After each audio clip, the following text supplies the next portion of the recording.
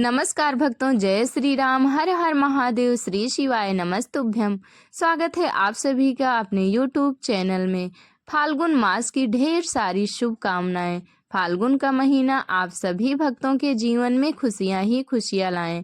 फाल्गुन के महीने को प्रेम का महीना भी कहा गया है, क्योंकि इसी माह में ही भगवान भोलेनाथ और माता पार्वती का विवाह भी हुआ था। आज की वीडियो में आप लोग फाल्गुन महीने की कथा का अध्याय 6 का श्रवण करेंगे। ये कथा शिव महापुराण से संबंधित है। इस कथा में आप लोग जानेंगे कि माता पार्वती ने अपने पिता राजा दक्ष की सभा को कैसे भंग किया। पिता के अपमान करने पर उन्होंने अपने शरीर का त्याग कर दिया था। भगवान भोलेनाथ के मना करने पर भी माता पार्वती अपने पिता के घर गई और वहां अपने पति का अपमान देखकर उन्होंने अपने प्राण कैसे त्यागें। तो आज की वीडियो में आप लोग इसी कथा का श्रवण करेंगे। तो चलिए बिना देरी किए हुए वीडियो को शुरू करते हैं। आप लोगों से रिक्वेस्ट है कि आप लोग वीडियो को बिना स्किप किए हुए पूरी वीडियो ध्यान से सुनना। पूरी कथा का श्रवण आप लोग ध्यान पूर्वक सुनना, क्योंकि इस कथा को सुनने मात्र से ही सारे पाप धुल जाते हैं और इस वीडियो से आप लोगों को बहुत कुछ सीखने को मिलेगा। तो चलिए शुरू करते हैं। माता सती और देवी पार्वती के जन्म की संपूर्ण कथा। दक्ष प्रजापति की बहुत सारी पुत्रियां थीं। दक्ष प्रजापति की सभी पुत्रियां गुणवती थीं, फिर भी दक्ष के मन में संतोष नहीं था। वे चाहते थे कि घर में एक ऐसी पुत्री का जन्म हो जो सर्वशक्ति संपन्न हो एवं सर्व विजयनी हो। अतः दक्ष एक ऐसी ही पुत्री के लिए तप करने लगे। तप करते करते अधिक दिन बीत गए तो भगवती आद्या ने प्रकट होकर कहा, मैं तुम्हारे तप से प्रसन्न हूँ। तुम किस कारण तप कर रहे हो? दक्ष ने तप करने का कारण बताया तो माँ बोली, मैं स्वयं पुत्री रूप में तुम्हारे यहाँ जन्म धारण करूंगी। मेरा नाम होगा सती। मैं सती के रूप में जन्म लेकर अपनी लीलाओं का विस्तार करूंगी। फलता भगवती आद्या ने सती रूप में दक्ष के यहाँ जन्म लिया। सती दक्ष की सभी पुत्रियों में सबसे अलौकिक थीं। सती ने बाल्यावस्था में ही कई ऐसे अलौकिक आश्चर्यचकित करने वाले कार्य कर दिखाए थे, जिन्हें देखकर स्वयं दक्ष को भी विस्मय होता था। जब सती विवाह योग्य हो गई तो दक्ष को उनके लिए वर की चिंता होने लगी। उन्होंने ब्रह्मा जी से इस विषय में परामर्श किया। ब्रह्मा जी ने कहा, सती आद्या की अवतार है। आद्या आदि शक्ति और शिव आदि पुरुष हैं, अतः सती के विवाह के लिए शिव ही योग्य और उचित वर हैं। दक्ष ने ब्रह्मा जी की बात मानकर सती का विवाह भगवान शिव के साथ कर दिया। सती कैलाश में जाकर भगवान शिव के साथ रहने लगी। भगवान शिव दक्ष के दामाद थे, किंतु किसी वजह से दक्ष के हृदय में भगवान शिव के प्रति बैर और विरोध भाव पैदा हो गया। एक बार देवलोक में ब्रह्मा ने धर्म के निरूपण के लिए एक सभा का आयोजन किया था। सभी बड़े बड़े देवता सभा में एकत्र हुए। भगवान शिव भी इस सभा में बैठे थे। सभा मंडल में दक्ष का आगमन हुआ। दक्ष के आगमन पर सभी देवता उठकर खड़े हो गए, पर भगवान शिव खड़े नहीं हुए। उन्होंने दक्ष को प्रणाम भी नहीं किया। फलतः दक्ष ने अपमान का अनुभव किया। केवल यही नहीं, उनके हृदय में भगवान शिव के प्रति ईर्ष्या की आग जल उठी। वे उनसे बदला लेने के लिए समय और अवसर की प्रतीक्षा करने लगे। एक बार सती और शिव कैलाश पर बैठे हुए परस्पर वार्तालाप कर रहे थे। उसी समय आकाश मार्ग से कई विमान कनखल की ओर जाते हुए दिखाई पड़े। सती ने उन विमानों को देखकर भगवान शिव से पूछा, प्रभु, ये सभी विमान किसके हैं और कहाँ जा रहे हैं? भगवान शिव ने उत्तर दिया, आपके पिता ने बड़े यज्ञ का आयोजन किया है। समस्त देवता और देवांगनाएं इन विमानों में बैठकर उसी यज्ञ में सम्मिलित होने के लिए जा रहे हैं। इस पर सती ने दूसरा प्रश्न किया, क्या मेरे पिता ने आपको यज्ञ में सम्मिलित होने के लिए नहीं बुलाया? भगवान शंकर ने उत्तर दिया, आपके पिता मुझसे बैर रखते हैं, फिर वे मुझे क्यों बुलाने लगे? सती मन ही मन सोचने लगी, फिर बोली, यज्ञ के इस अवसर पर अवश्य मेरी सभी बहनें आएंगी। उनसे मिलने हुए बहुत दिन हो गए। यदि आपकी अनुमति हो तो मैं भी अपने पिता के घर जाना चाहती हूँ।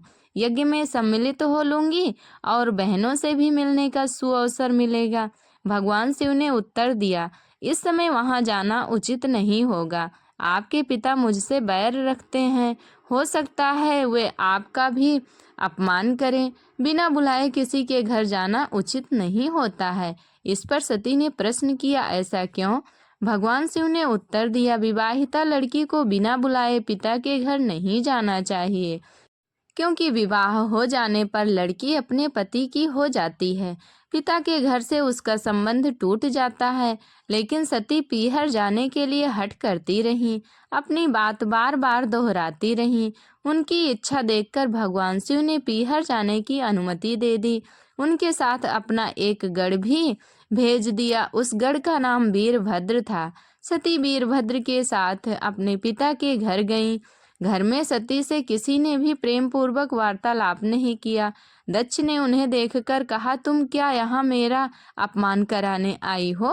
अपनी बहनों को तो देखो, वे किस प्रकार भांति भांति के अलंकारों और सुंदर वस्त्रों से सुसज्जित हैं।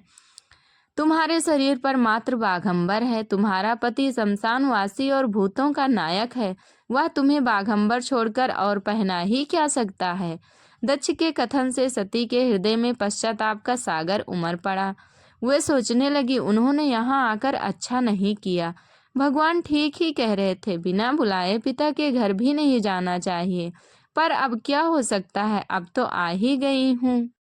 पिता के कटु और अपमानजनक शब्द सुनकर भी सती मौन रहीं। वे उस यज्ञ मंडल में गई जहाँ सभी देवता और ऋषि मुनि बैठे थे तथा यज्ञ कुंड में धू धू करती जलती हुई अग्नि में आहुतियां डाली जा रही थी। सती ने यज्ञ मंडल में सभी देवताओं के आगे देखा, उनका भाग लगा हुआ था, किंतु भगवान शिव का भाग नहीं देखा। वे भगवान शिव का भाग न देखकर अपने पिता से बोली, पितृश्रेष्ठ, यज्ञ में तो सबके भाग दिखाई पड़ रहे हैं, किंतु कैलाशपति का भाग नहीं है। आपने उनका भाग क्यों नहीं रखा? दक्ष ने गर्व से उत्तर दिया, मैं तुम्हारे पति शिव को देवता नहीं समझता। वह तो भूतों का स्वामी, नग्न रहने वाला और हड्डियों की माला धारण करने वाला है। वह देवताओं की पंक्ति में बैठने योग्य नहीं है। उसे कौन भाग देगा? सती के नेत्र लाल हो उठे। उनका मुखमंडल प्रलय के सूर्य की भांति तेजोदीप्त हो उठा। उन्होंने पीड़ा से तिलमिलाते हुए कहा, ओह, मैं इन शब्दों को कैसे सुन रही हूँ? मुझे धिक्कार है। देवताओं, तुम्हें भी धिक्कार है। तुम भी उन कैलाशपति के लिए इन शब्दों को कैसे सुन रहे हो, जो शिव मंगल के प्रतीक हैं और जो क्षण मात्र में संपूर्ण सृष्टि को नष्ट करने की शक्ति रखते हैं। वे मेरे स्वामी हैं। नारी के लिए उसका पति ही स्वर्ग होता है। जो नारी अपने पति के लिए अपमानजनक शब्दों को सुनती है, उसे नरक में जाना पड़ता है। पृथ्वी सुनो, आकाश सुनो और देवताओं तुम भी सुनो। मेरे पिता ने मेरे स्वामी का अपमान किया है। मैं अब एक क्षण भी जीवित रहना नहीं चाहती। सती अपने कथन को समाप्त करती हुई यज्ञ के कुंड में कूद पड़ी। जलती हुई आहुतियों के साथ उनका शरीर भी जलने लगा। यज्ञ मंडप में खलबली पैदा हो गई। हाहाकार मच गया। देवता उठकर खड़े हो गए। वीरभद्र क्रोध से कांप उठे। वे उछल उछल कर यज्ञ का विध्वंस करने लगे। यज्ञ मंडप में भगदड़ मच गई। देवता और ऋषि मुनि भाग खड़े हुए। वीरभद्र ने देखते ही देखते दक्ष का मस्तक काटकर फेंक दिया। समाचार भगवान शिव के कानों में भी पड़ा। वे प्रचंड आंधी की भांति कनखल जा पहुंचे। सती के जले हुए शरीर को देखकर भगवान शिव ने अपने आप को भूल गए। सती के प्रेम और उनकी भक्ति ने शंकर के मन को व्याकुल कर दिया। उन प्रेम और उनकी भक्ति ने शंकर के मन को इतना व्याकुल कर दिया, उन शंकर के मन को इतना व्याकुल कर दिया जिन्होंने काम पर भी विजय प्राप्त की थी और जो सारी सृष्टि को नष्ट करने की क्षमता रखते थे। वे सती के प्रेम में खो गए। वे शुद्ध हो गए और सब कुछ भूल गए। भगवान शिव ने उन्मत्त की भांति सती के जले हुए शरीर को कंधे पर रख लिया। वे सभी दिशाओं में भ्रमण करने लगे। शिव और सती के इस अलौकिक प्रेम को देखकर पृथ्वी रुक गई, हवा रुक गई, जल का प्रवाह ठहर गया और रुक गई देवताओं की सांसें। सृष्टि व्याकुल हो उठी। सृष्टि के प्राणी पुकारने लगे, त्राहिमाम त्राहिमाम। भयानक संकट उपस्थित देखकर सृष्टि के पालक भगवान विष्णु आगे बढ़े। वे भगवान शिव की बेसुधी में अपने चक्र के सती के एक एक अंग को काट काट कर गिराने लगे। धरती पर 51 स्थानों में सती के अंग कट कट कर गिरे। जब सती के सारे अंग कटकर गिर गए तो भगवान शिव पुनः अपने आप में आए। जब वे अपने आप में आए तो पुनः सृष्टि के सारे कार्य चलने लगे। धरती पर जिन 51 स्थानों में सती के अंग कट कट कर गिरे थे, वे ही स्थान आज शक्तिपीठ माने जाते हैं। आज भी उन स्थानों में सती का पूजन होता है, उपासना होती है। धन्य था शिव और सती का प्रेम। शिव और सती के प्रेम ने उन्हें अमर और वंदनीय बना दिया। और इस प्रकार से माता सती के जितने भी टुकड़े गिरे थे, 51 जगह पर धरती पर टुकड़े गिरे और 51 शक्ति पीठ बन गया। आप लोगों ने भी दर्शन बहुत ही किया होगा, नहीं किया होगा तो एकाद शक्ति पीठ का तो दर्शन किया होगा। और किस किस ने दर्शन किया है कमेंट करके जरूर बताना। भक्तों, ये थी इस प्रकार की कथा। तो फाल्गुन का महीना प्रेम और भावना से भरा हुआ है। फाल्गुन के महीने में हमें शिव महापुराण महात्म्य अवश्य पढ़ना और सुनना चाहिए। इससे हमारी सभी मनोकामनाएं पूरी होती हैं और हमारा जीवन सुख में व्यतीत होता है। माता शिव और पार्वती की कृपा सभी भक्तों पर बनी रहे और भोलेनाथ का आशीर्वाद सभी पर बना रहे। तो मेरे प्रिय भक्तों, ये कहानी यहीं तक थी। इस कथा का समापन यहीं पर होता है।